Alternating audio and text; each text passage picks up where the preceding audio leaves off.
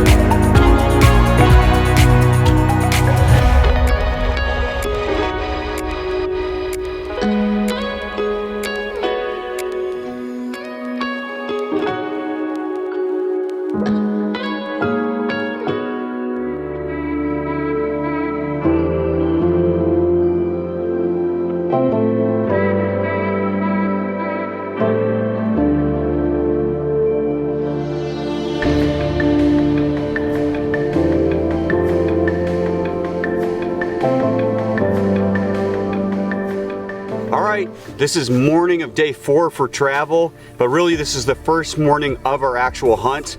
We checked out a bunch of boat ramps last night for our jet boat. Unfortunately, the water levels are really low this year, so we might not even be able to use the jet boat, which means we have to pack for a backpack hunt more so, and potentially hike 5 miles in to get to the boundary where we can use a rifle. But actually slept really good. It was raining a little bit last night. The sky's clearing up. It was really overcast. You couldn't hardly see last night, but we saw an awesome, it actually changed my mood a lot. We saw a grizzly bear only like 150 yards off the road last night. Had like a calf with it or something that was eaten. That was a really cool experience. So we've seen muskox, grizzly bear, cow moose. The one thing we probably haven't for sure seen is actually a caribou yet, of course. But beautiful morning. It is cold. It's probably 35 to 40 this morning, but not too terrible, and no rain. I'm really grateful for that, because then we can get packed up and not get our gear soaked as we're packing it up. This is really the first morning of the hunt. So far we have survived, improvised, and adapted, and we're gonna overcome, and we're gonna find out what we can do this morning as far as using the boat or not using the boat, and just move forward. So see how things go.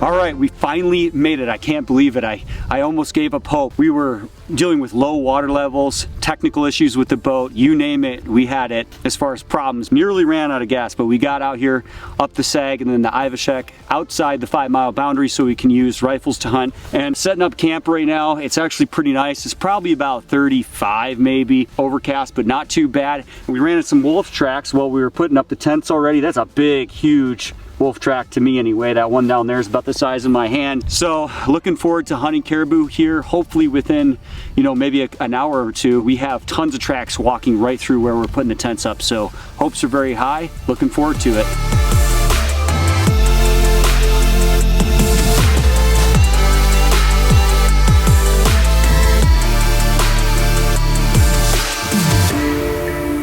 Got the Rockman gun scabbard here. It's fully waterproof and it floats, and it connects to your Rockman backpack supposedly.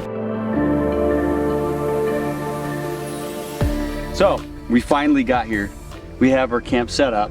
It's probably, I don't know, almost 5, and we're finally headed out into the field to go get some caribou out here in the Arctic Circle. Almost about 40 miles south of Prudhoe Bay, somewhere around there, and 5 miles off the Hall Road with Lucas from Chooks Outdoors. Good. Ready? Yeah, let's do it. Let's do it. All right, let's go.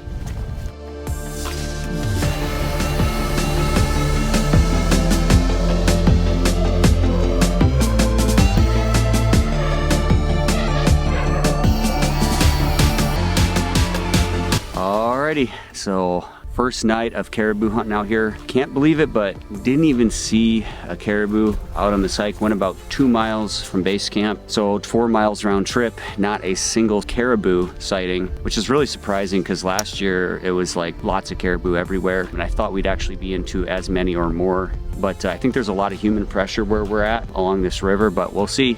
Tomorrow's a new day. Hopefully we can get into some, but we're gonna head back to base camp and get a bite to eat and dry out. So beautiful evening though, kind of cleared up, so stay tuned.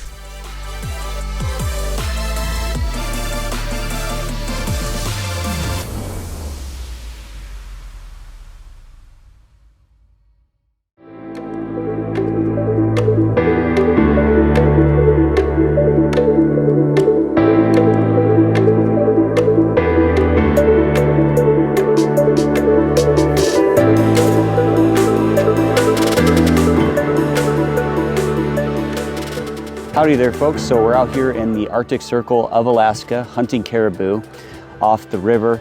We riverboated in and we've been poured on, almost snowed on, not quite yet, and of course gotten wet. And I gotta say, we've tested this Rockman pack to its extreme pretty well already. It's extremely durable material, fully submersible and waterproof, super high quality zippers. It opens down the center, has dividers inside of it so you can store stuff in these mesh pockets. You can get them in different sizes, up to I believe 5,000 or 5,500 cubic inches. Comes with a detachable gun scabbard, side pockets for your water bottle, plenty of places to attach a tripod, side zipper, great for storing a tripod in there as well, or spotting scope. That's a really good pocket for it. On the other side, it's got these little pockets. These are great for your emergency supplies. And then on the top, a pocket which is great for like quick to grab supplies as well. I have a pair of socks in there.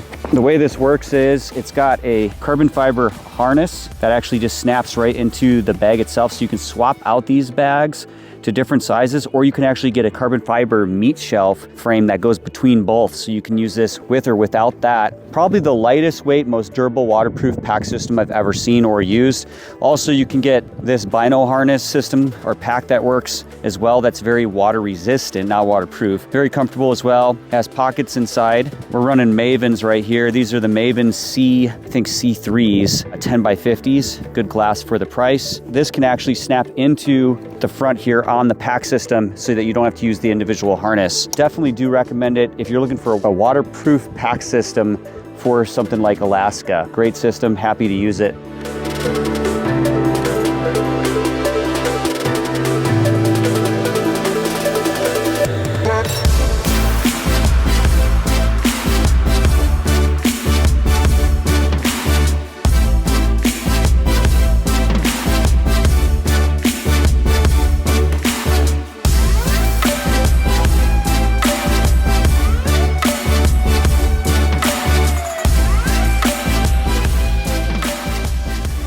Are you having fun, Lucas? That's one word up for it.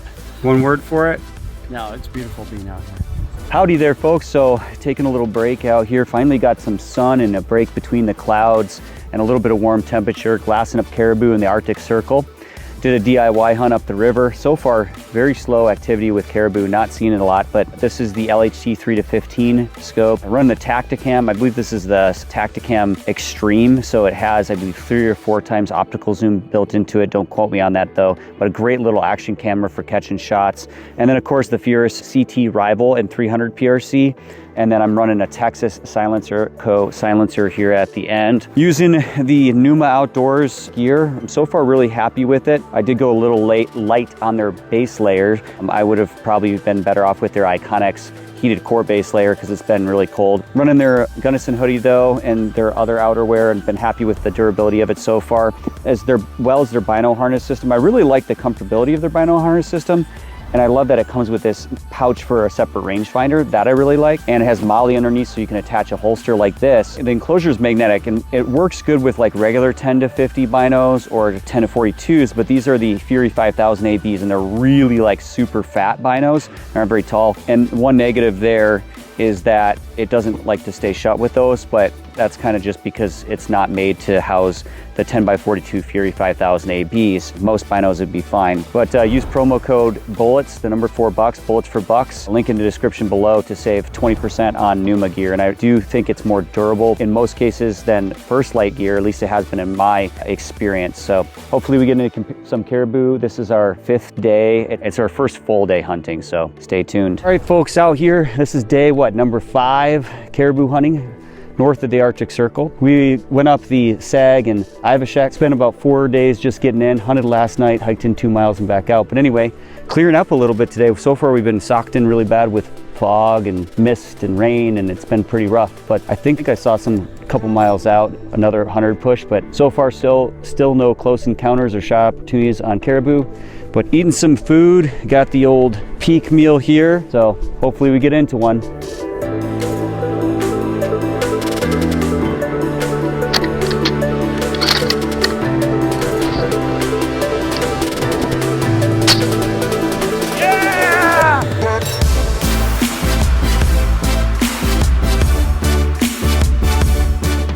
All right, guys, here we are. My 2023 Arctic Circle Alaskan caribou.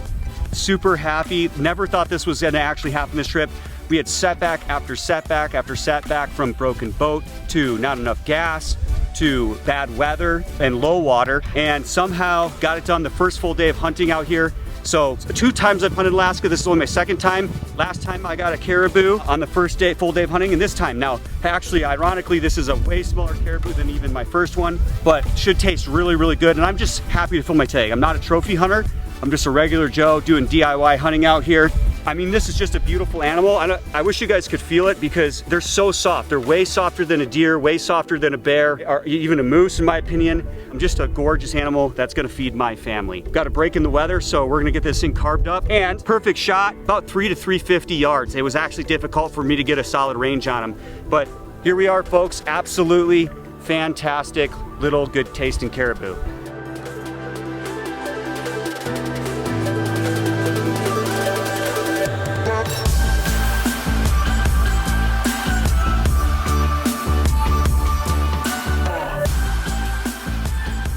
All right, folks, we got it done out here. I can't believe it. I had almost given up hope. Got myself a little caribou bowl, getting ready to hike out. The weather's actually like the best it's been all day. Just a nice light breeze, a little bit cool, and not too overcast or whatnot. So excited to get out on our way. Get on to fishing for some Arctic char and some grayling, and then on to some salmon and halibut, hopefully before this trip's over. So here we go, folks. This is only probably 60 to 65 probably. So not too bad, not like the 150 pounds last year. That was horrible. Here we go.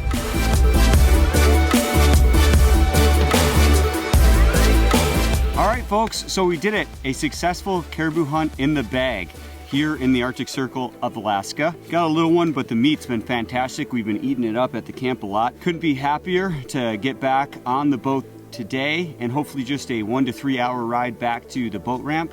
And then we'll be headed south to Fairbanks, and then on from there probably tomorrow to our local home, Anchorage. So let's get this show on the road.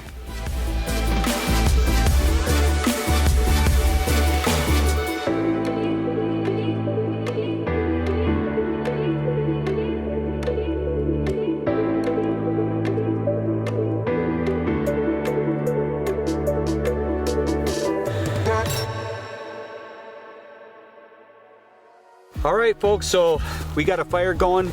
We got our caribou backstrap and tenderloin in this to eat for dinner. We ran out of fuel for our backpacking stove, so we're just cooking the old-fashioned way over the fire. For like the last 6 years, I've used the really cheap Walmart game bags, or basically I've always thrown them away. I've never kept them, but I have to admit, these zip out the full length. They like fold open like butterfly wings almost, and you can just lay the quarters in there. Super handy because they have reflective strips on them, a drawstring, and the biggest part is if you're by yourself and you're trying to put a like elk quarter in a bag, it's really hard, like you're like fighting it, and a lot of times you drop it in the dirt. These, you don't have to do that. You can lay it out almost like a tarp, drop it in and zip it shut. So actually pretty impressed with them and their ripstop. Best day as far as weather we've had. I mean, this weather's been amazing. It probably got up to 55, 60 almost in the sun, it felt like, and actually some blue skies coming through.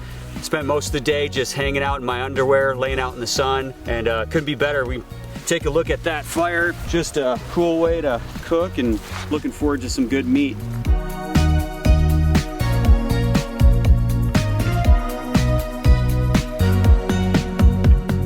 Oh my gosh, this caribou is so good. This is the tenderloin and backstrap from my caribou we just got like 4 hours ago, and it's so good. Light flavor, look at that. I mean that, it's so tender. You could cut this with a fork. Well, really good. There's something so primal about it. It's like we were made to harvest food and then eat it correctly. We got it slathered in butter, a little bit of seasoning, really good. Using his knife sheath that's made of leather as a insulator for the handle because it gets hot. Out the box camping. Made that.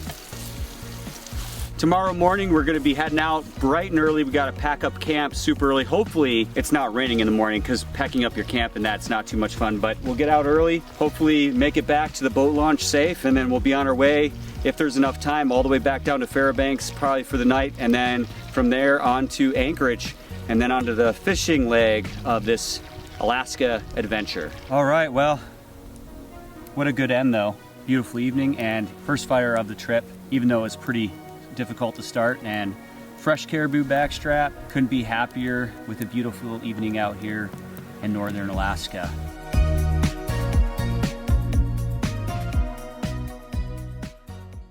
All right guys, we're out here on the Sag in Ivashik. Got my little caribou last night, so I'm trying a little bit of basically Arctic char and grayling fishing. I think there's grayling in here. Never fished here, so I don't really know what lures to use. So I'm just starting off with a little tiny spinner. It's kind of white and silver in color. We'll see how things go. So far no bites, but just started. Hopefully we get some fish for dinner.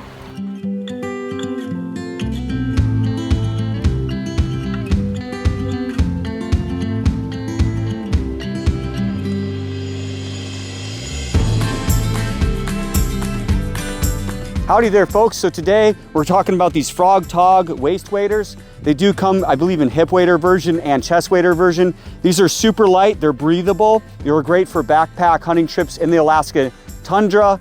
We're in the Arctic Circle here in Alaska. I've used these on 2 Alaskan trips, hiked like 8 miles in the river, hard grueling river miles, and then also in the tundra, beating them on brush, rocks, kneeling in rocks, you name it, no leaks. They've held up head to toe. They come with nice neoprene booties that go inside your wading boots.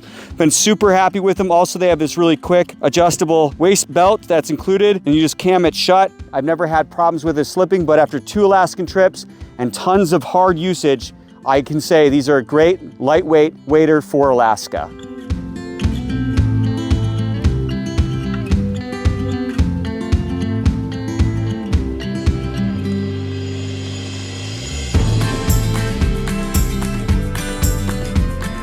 So today we're talking about these 8 fans wading boots. These are awesome because they're super breathable. They have a rubber sole that has tread on it, so they're great for walking through Alaskan tundra. I haven't had any problems with the eyelets or the threads coming loose on them or the sole coming off. Super lightweight, they drain water really quickly. I've hiked in the tundra probably at least 10 miles in them, and then in rivers here in the Arctic Circle of Alaska, very, very hard for probably 8 miles.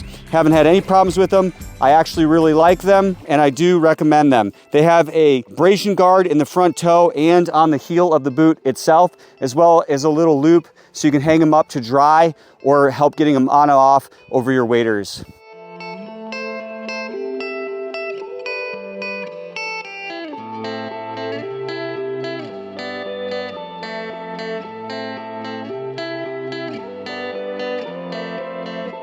Today we're going to talk about the Ugly Stick GX2. I love these rods.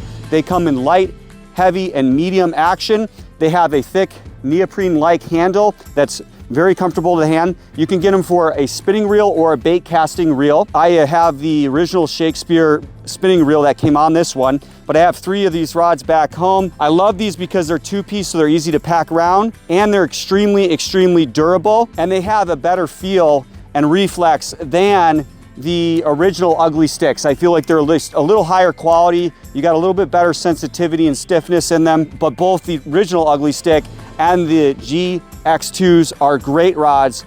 I swear by them for backcountry fishing. We are in the Arctic Circle of Alaska on the Sagan-Ivashik River in the tundra.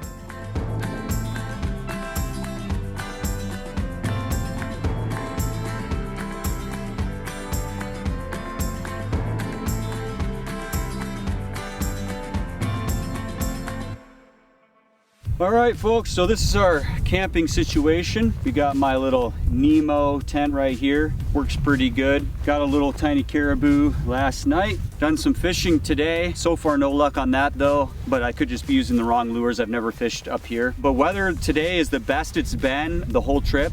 We're actually getting sun blue poking through the sky. Kind of taking a rest day today and recuperation, and then probably be boating out tomorrow, and then there'll be a long 2-day drive all the way south to Fairbanks for the night, the first night, and then the second night all the way back down to Anchorage. Then we'll be doing hopefully some salmon fishing, halibut fishing, and we'll be filming that, so should be a good time. But great night last night, eating some fresh caribou. And on the way in, we had a little issue with the motor on this boat I bought a jet boat that I'm storing in Alaska just for this. I guess I'm a little crazy, and I'd never even seen the jet boat, so we're trying to work out some corks and get it working and everything, and somehow the float stuck in the carb and we lost like half our gas. And it was pretty awesome though. There's a bunch of jet boat services that go up and down the Ivashik. It was really cool. This outfitting service, which will be in the annotation below, helped us. They dropped off 15 gallons of gas, and so far they've refused to take any of our money.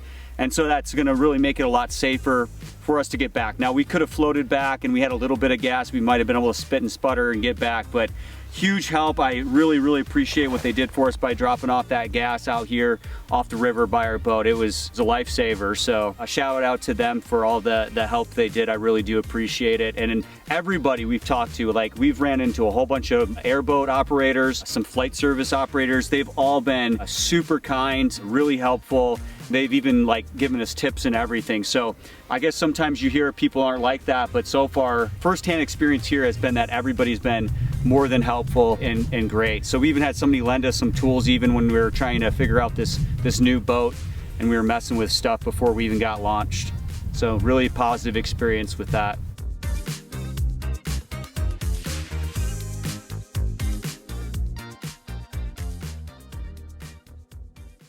All right, folks, made it back to the haul road. And I think they call it haul road because it sure is a haul. We were overweight a little bit on the boat. The water dropped like 6 inches. Like a mile from the boat launch, stuck on another gravel bar, could not make it. Had to unload like the entire boat, leave it, have one guy get off, the cameraman, and start portaging the stuff like up towards the highway. It was about probably half a mile from the highway. And then we barely got back. The boat launch broke the rock guard underneath the engine, probably the impeller, literally like we got the boat loaded onto the truck, drove back, and then we had to take 2 or 3 trips out to get all the stuff and gear about a half mile out to the truck. Now we're just rejuvenating real quick on some 49th Frontier root beer here, and then we'll be on our way to Fairbanks. Howdy there, folks. So we're on day, I believe, number 7 of our Alaskan adventure. We're on the Parks Highway right here. Beautiful mountains behind us. Beautiful little town. I believe it's called Denali, but it's a resort town. It's got knickknacks and shops and eateries and all kinds of good cuisine, actually. We got a coney and a Thai tea here. We're about 4 hours from Anchorage, so we shouldn't have too much longer of a drive. We should get back into Anchorage before dark tonight. Then we'll start fresh tomorrow.